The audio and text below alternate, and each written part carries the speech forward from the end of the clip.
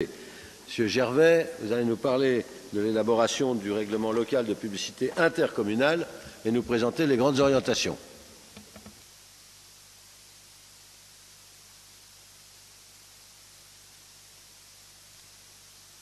Voilà. Oui, je vais essayer de résumer, puisqu'on en a déjà parlé. Donc, un règlement local de publicité, ça édicte des prescriptions à l'égard des publicités, mais aussi des enseignes, c'est surtout ça d'ailleurs. Il y a plus d'enseignes que de publicités dans l'agglomération. Et les préenseignes visibles de toute voie ouverte, préenseignes, il devrait moins y en avoir depuis quelques mois. Ces règles doivent être plus restrictives que le règlement national, donc qui a suivi certaines évolutions ces années dernières. Cela vise à améliorer le cadre de vie, la mise en valeur des paysages, la lutte contre la pollution visuelle, la réduction de la facture énergétique et, dans une certaine mesure, la sécurité routière également. C'est tout en garantissant la liberté d'expression, c'est important, ainsi que la liberté du commerce et de l'industrie. C'est déjà les orientations, je veux dire, dans lesquelles on s'est inscrit depuis un certain nombre d'années par rapport à des diminutions sur les publicités, sur les enseignes au sein de l'agglomération. Je pense notamment au chantier du tramway qui avait permis de diminuer fortement les panneaux 4x3. Et puis, ça va tout à fait dans nos orientations avec le classement des climats et le secteur sauvegardé pour la ville de Dijon. Les évolutions de la loi ont fait que les règlements locaux de publicité doivent être intercommunaux et suivre la même élaboration que le PLUI. L'analyse, on a fait un diagnostic qui avait déjà, on avait anticipé le diagnostic qui avait été fait au niveau de l'agglomération, qui montrait d'ailleurs que l'agglomération n'était pas si mauvaise que cela, et sur le nombre, et puis également sur les panneaux illégaux, avec 8% de panneaux illégaux, c'était très peu par rapport aux autres agglomérations en France. Le Grand Dijon a conduit un certain nombre de réunions avec les 23 autres maires des communes pour analyser le diagnostic sur leur commune et puis échanger également sur leurs souhaits. Il se dégage d'ailleurs une grande orientation majoritaire, le souci de la qualité, de préserver la qualité de la vie. C'est important pour toutes les communes, et puis bien entendu avec des degrés différents. Certaines communes d'ailleurs n'étaient pas concernées par des RLP, il y en avait 9, donc c'était la loi qui s'appliquait. D'autres en avaient partiel, d'autres avaient des règlements, d'autres n'en avaient pas. Puis en fin de compte, de toute façon, c'est le pouvoir de police du maire qui compte après pour appliquer les différents RLP. Donc, il se dégage, c'était déjà des orientations qu'on avait votées dans la délibération du Grand Dijon, 4 grandes orientations, et que l'on a déclinées plutôt 4 grands objectifs que l'on a déclinés en 14 orientations. Le premier objectif, c'était la valorisation du paysage des entrées de ville et d'agglomération où se concentre l'affichage publicitaire. D'ailleurs, l'affichage publicitaire est essentiellement sur les grands axes à dominante routier. Pour ça d'ailleurs que le tram avait bien asséché d'ailleurs un peu ces publicités. Les orientations qui en déclinent sur cet aspect, cet objectif numéro 1, c'est d'adapter les publicités aux lieux environnants en les harmonisant suivant les typologies des lieux. Dans votre rapport, vous avez diverses photos qui illustrent les diverses typologies qu'on peut rencontrer dans l'agglomération. Prendre en considération des vues remarquables. Alors, ce n'est pas uniquement sur les vignes, ça peut se trouver d'ailleurs dans d'autres communes ou dans des quartiers de Dijon. Mieux encadrer les publicités aux entrées d'agglomération et limiter les enseignes dans les zones commerciales.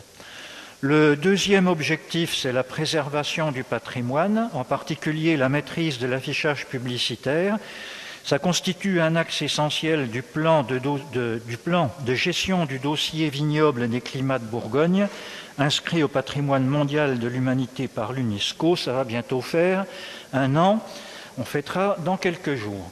Les orientations qui en déclinent, c'est d'interdire les publicités ou de les minimiser leur présence dans le périmètre des monuments historiques, dans le secteur sauvegardé pour Dijon, et les AVAP qui vont se mettre en place.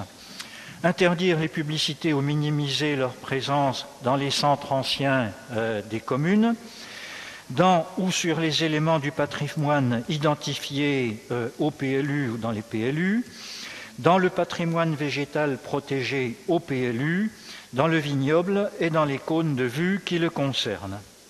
Et dicter des règles qualitatives et quantitatives pour les enseignes dans les zones sensibles. Le troisième objectif, c'est la nécessité d'intégrer les transformations du paysage urbain résultant de la mise en œuvre du tramway et des nombreux projets de renouvellement urbain ou de requalification des espaces publics qui se sont opérés dans les communes ces dernières années ou qui vont encore s'opérer.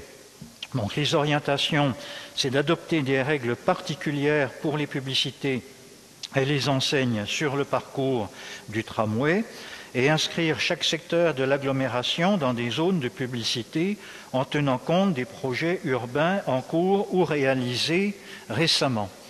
Quatrième objectif, plus largement la mise en cohérence de la réglementation avec les projets de développement urbain des communes, à vocation de développement économique, d'habitat ou d'équipement. C'est toutes les zones d'habitat et d'équipement qui sont prévues sur les 24 communes à l'heure actuelle.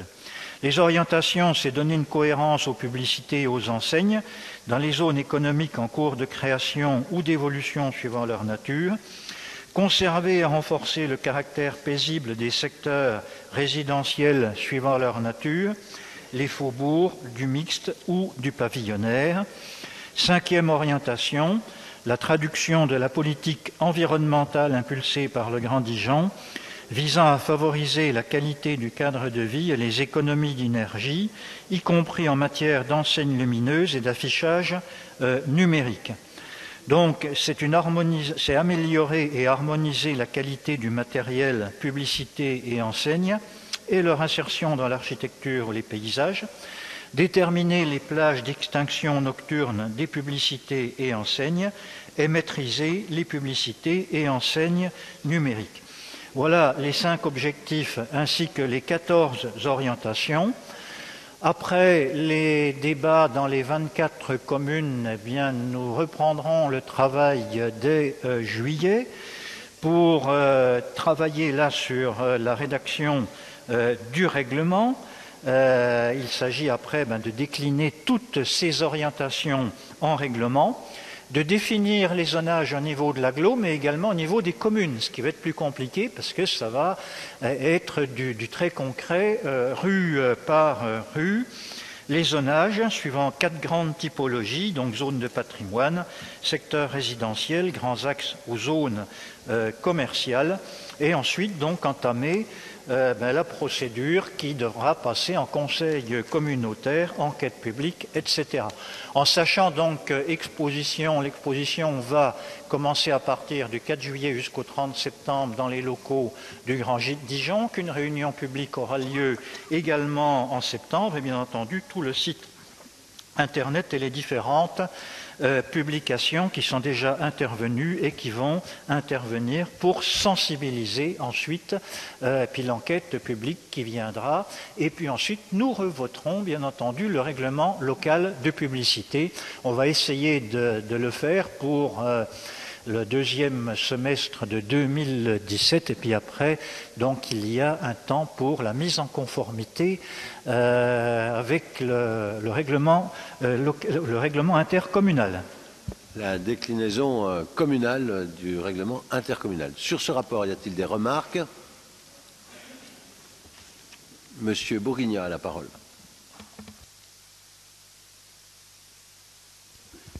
Chers collègues, il s'agit d'un débat, donc je vais essayer d'apporter la contribution du groupe de la droite et du centre. Pour vous dire que nous vous suivons dans votre volonté de lutter contre la pollution visuelle, et notre sensibilité est particulièrement aiguë sur 4 points. D'abord, les entrées d'agglomération. Elles sont pour un visiteur la première image de la ville, même s'il est vrai que les forêts de préenseigne ont bien diminué ces dernières années grâce à la mise en œuvre, à l'entrée en application de la loi Grenelle 2, il y a encore des efforts à faire, en tout cas au niveau des 4x3. Le second point, et nous en avions déjà largement débattu en juin 2014, ce sont les 7 panneaux publicitaires numériques qui diffusent carrément des spots vidéo. Non seulement ils représentent une pollution visuelle évidente, mais en plus ils posent des problèmes d'attention au volant et donc de sécurité routière. Autre point, les quartiers. Dans le souci de défendre les commerces de proximité, pour le coup, il est indispensable de veiller à leur laisser la possibilité de se signaler facilement et de grâce sans taxe municipale.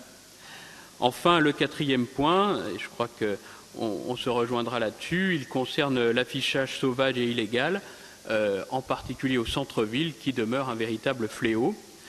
J'ajoute que vous avez raison de considérer ce dossier à l'échelle communautaire, puisqu'une action ne peut être efficace que si elle est menée sur les 24 communes du Grand Dijon. Chacun le comprend bien. Voilà pour la contribution du groupe de la droite et du centre au débat proposé. Nous partageons largement vos orientations, vous l'aurez bien compris. Merci. Madame Maud a demandé la parole. Merci, Monsieur le maire. Les élus élevés se réjouissent de l'élaboration de ce RLPI, de la tenue d'un débat sur les orientations préalables à l'élaboration des règles visant à encadrer les dispositifs de publicité. Nous avons noté avec satisfaction la mise en ligne du diagnostic sur le site du Grand Dijon, ainsi qu'une adresse mail pour y envoyer ses observations. Alors j'ai entendu M. Gervais qui disait qu'il y aurait également des réunions publiques, au moins une, donc c'est une très bonne nouvelle, puisqu'effectivement une partie grandissante de la population souhaite être de plus en plus informée, c'est bien normal, et associée aux choix qui concernent leur cadre de vie. Sur les principes, nous partageons la volonté exprimée par les communes de l'agglomération qui considèrent que ce RLPI a vocation à améliorer la qualité du paysage urbain et du cadre de vie. Néanmoins, cet aspect peut être insuffisant pour garantir l'efficacité et la pertinence de la future réglementation locale. En effet, nous considérons que le RLPI doit édicter un règlement simple, lisible et facile à mettre en œuvre et à faire respecter, et que le niveau de qualité du cadre de vie soit le même pour tous au niveau de l'agglomération, afin de respecter le principe d'équité entre habitants. Nous partageons bien évidemment les orientations majeures qui nous sont exposées et souhaitons juste apporter quelques remarques. Nous pensons qu'il est judicieux d'adapter les publicités, bien évidemment, au lieu environnement. Dans cette perspective, nous proposons de définir des règles lisibles en distinguant correctement 3 types de publicité: la publicité préenseigne, les enseignes et le mobilier urbain, qui d'ailleurs n'apparaît pas dans ce diagnostic et qui devrait également être soumis à la réglementation locale. Concernant la typologie des lieux, nous estimons que les règles peuvent être adaptées selon que la publicité soit implantée en zone d'habitation, en zone commerciale et industrielle, et enfin dans les centres historiques et centres-bourgs. Pour préserver la qualité paysagère à l'entrée de l'agglomération, nous proposons que toutes les entrées soient classées en zone de publicité restreinte. Notre souci commun de valoriser le patrimoine indique que la publicité que soit exclue du périmètre des monuments historiques, aussi bien dans les secteurs sauvegardés et les AVAP. À ce titre, nous rappelons que ces zones font partie des lieux interdits à publicité, conformément à l'article L.581-8 du Code de l'environnement. Nous proposons donc une application stricte de cette loi. La qualité du cadre de vie résidentiel nécessite qu'on ne néglige pas non plus l'encadrement du mobilier urbain, dont nous venons de souligner l'absence dans le diagnostic, et notamment l'équilibre sur ce mobilier urbain entre l'information publicitaire et l'information à caractère général et artistique. Nous souhaitons également souligner que la qualité des matériaux ne doit pas être un prétexte sous couvert d'insertion paysagère pour autoriser plus de publicité, alors que le RPI est là pour la limiter. Notre dernière proposition porte donc, outre effectivement les panneaux publicitaires numériques, mais nous savons que la ville tente d'y remédier, mais que c'est compliqué, donc porte également sur la réduction des consommations d'énergie. Le décret du 30 janvier 2012 fixe une plage d'horaire d'extinction entre 11h et 6h du matin. Conformément à notre politique énergétique locale, nous proposons d'être plus ambitieux et d'envisager une extinction des enseignes et des panneaux publicitaires lumineux à la fin notamment du dernier service de bus, puisque au niveau du train, je pense que les horaires coïncident. Je vous remercie de votre attention. Merci aux uns et aux autres. On va bien sûr enregistrer, tenir compte. Bon, on se retrouve sur les grandes orientations. On a parlé de ces panneaux numériques là, réfléchissants. Je n'avais pas vu que vous aviez demandé la parole, Monsieur Ayache, vous l'avez. Oui.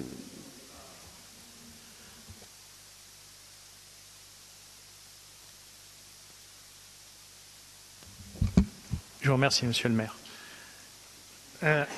C'est en complément de ce qu'a dit mon collègue Laurent Bourguignard, que je partage son intervention. J'avais juste une petite crainte sur le développement du plan, parce que je me rappelle qu'à l'époque, c'était initié sur un vœu que nous avions fait ici, qui avait été voté avec le groupe écologie. Et votre plan prévoit donc le long du tram une diminution des panneaux, dans les lieux, le centre historique, une diminution des panneaux, voire une interdiction. Ce qui me gênerait, je vais vous le dire simplement, hein, ce qui me gênerait, c'est que ceux qui déjà ont la circulation se retrouvent aussi avec les panneaux publicitaires. Parce que le centre-ville, centre historique, piétonisation, restriction de la circulation, le long du tram, restriction de la circulation. Alors je ne dis pas que c'est votre volonté, hein, pas du tout. Hein. Il y a un risque de biais que ceux qui ont déjà la circulation se retrouvent avec le maximum de publicité face à eux. Je vous remercie. Bon, non, mais on n'a pas pris ça en compte comme ça. Le secteur sauvegardé, il y a un règlement du secteur sauvegardé. Donc, il est protégé. Et ce qu'on souhaite, c'est que tous les secteurs sauvegardés, tous les centres-villes de France aient la même qualité de protection que celle qu'on a mis en place. Hein. Ça, c'est clair. Donc, sur les panneaux numériques dont je parlais tout à l'heure, je signale que nous avons fait un recours, parce que nous nous battons contre cela. Certains sont installés chez les privés, c'est assez compliqué à faire, mais on est d'accord sur les objectifs. J'ajouterais que les quartiers où il y a de la circulation, vous savez, c'est là où il y a le plus de publicité aujourd'hui. Hein. Il suffit de voir l'entrée de ville avant le tram pour voir ce qu'a pu être cette catastrophe visuelle à ce moment-là. L'entrée de ville, pas partout, là, l'entrée ouest de Dijon par le lac n'est pas saturée de publicité. L'entrée sud par Marsanais, là, elle est saturée de publicité. Et donc là où il y a le tram, il y a eu des efforts de fait formidables. Ça a dégagé, même qu'il y a eu des arbres plantés, on a changé le paysage. Maintenant, il faut continuer ensemble. Ça a été rappelé par André Gervais, les villes restent compétentes en la matière, hein, les communes restent compétentes. Donc nous, on fait le cadre, elles doivent l'appliquer après. Mais elles délibèrent, elles en parlent pour le moment, et ça, c'est très important. Donc, essayer d'adapter la publicité comme l'a proposé Madame Mode en fonction du lieu, oui, en sachant qu'il y a des endroits où on est très strict et d'autres où il faut bien prendre en compte la vie. D'ailleurs, nous n'avons pas envisagé de revoir le règlement du secteur sauvegardé, autant que je sache. Pas encore. Mais nous tenons aussi à ce que la vie puisse y entrer. C'est normal. Et c'est pour ça que pour maintenir la qualité de notre environnement dans le secteur sauvegardé a été mis en place et poursuivi, ça avait été lancé par mon prédécesseur, c'est poursuivi tout ce que nous faisons pour valoriser les enseignes, pour vérifier que les enseignes des magasins sont conformes à ce que nous attendons d'une qualité, etc. Donc sur les orientations, je pense qu'on se retrouve, on aura l'occasion d'en reparler, ça sera intercommunal bien évidemment, parce que ça ne s'arrête pas aux frontières des communes, et donc je crois qu'on peut dire que tout le monde valide, M. Gervais, globalement les orientations. Il faudra tenir compte de ce qu'ont dit les uns et les autres, mais je crois que c'est déjà le cas. Et donc, voilà, sur ce rapport, il n'y a pas de vote, mais c'est dommage parce que tout le monde a l'air d'être d'accord. On peut peut-être voter. Alors, je vais dire qu'on est tous d'accord, sans vote, pour poursuivre en ce sens et pour adopter ces orientations, pour valider ces orientations. Voilà. Et donc, à partir de là, on y reviendra, bien sûr. Je vous propose de poursuivre.